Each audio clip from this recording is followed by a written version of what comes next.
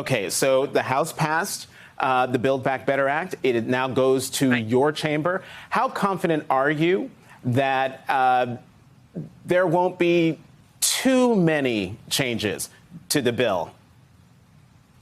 Jonathan, I'm very confident. The overwhelming number of provisions in the bill are supported by all of our caucus. And really, this is about putting people first and continuing what we've been doing ever since the American Rescue Plan, where we made sure that folks could get the vaccines they needed and we could begin to get children back to school safely and pass the biggest tax cut for families rather than what the Republicans did in 2017, which was totally unpaid for. We passed a tax cut that is helping families juggle the costs of families and lifting children out of poverty. So now the next step is really to make sure the wealthiest are paying their fair share and turn around and using those funds to lower the costs for the vast majority of Americans on the things that have been just out of control, starting with prescription drugs. Can you imagine? I mean, being able to say you're not going to pay any more than $35 a month for your insulin, your child or yourself. Now people are paying $600-700 a month on average, $35 a month, and then childcare, pre-K, being able to help folks go back to work, cap the costs of childcare for millions of Americans to 7% of their income. Not having it be the same price as their mortgage, which is what it is for my daughter and her three little ones, but 7% of the costs of their income. And I could go on and on. So this is lowering costs and investing in the future for our kids and our economy.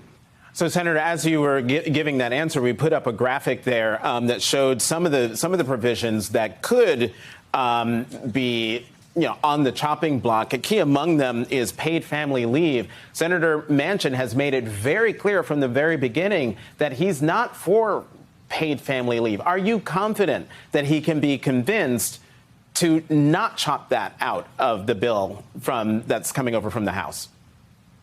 Well, Jonathan, here's what I know. Whether that is in there or not, and I strongly support it, we're going to lower the costs of childcare. We're going to give every 3- and 4-year-old universal pre-K. We're going to invest in child nutrition, which is one of the areas I oversee with the Agriculture, Nutrition, and Forestry Committee. And we're going to continue that tax cut for families with kids. So we're going to make sure that we are investing in children and families. If that is provisions in there, wonderful. If it is not, this is still a very important bill for families. Let me get your reaction to the story in the New York Times. It was pretty extraordinary. The headline, with back channels to Manchin and Sinema, Pelosi found a path to a deal. And this is the key quote. But in the weeks since their call, Mr. Manchin has privately expressed an openness to embracing a costlier plan than the one he initially insisted upon. And the speaker now says she is confident that the measure approved by the House will reemerge from the Senate mostly intact. I take it from the responses you have given me so far, you agree with that assessment.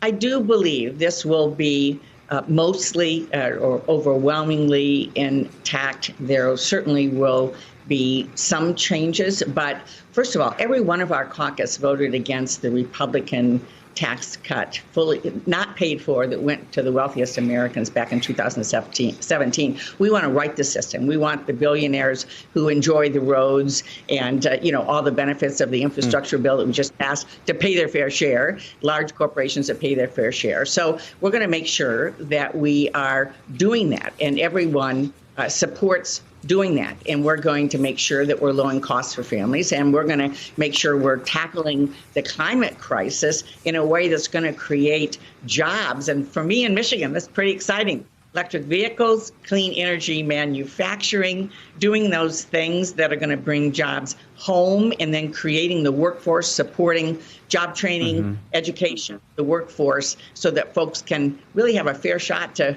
make it in our great country. And Senator Stabenow, real fast, for those who say, oh, my, with inflation out there, why are we spending all this money? Your response to that?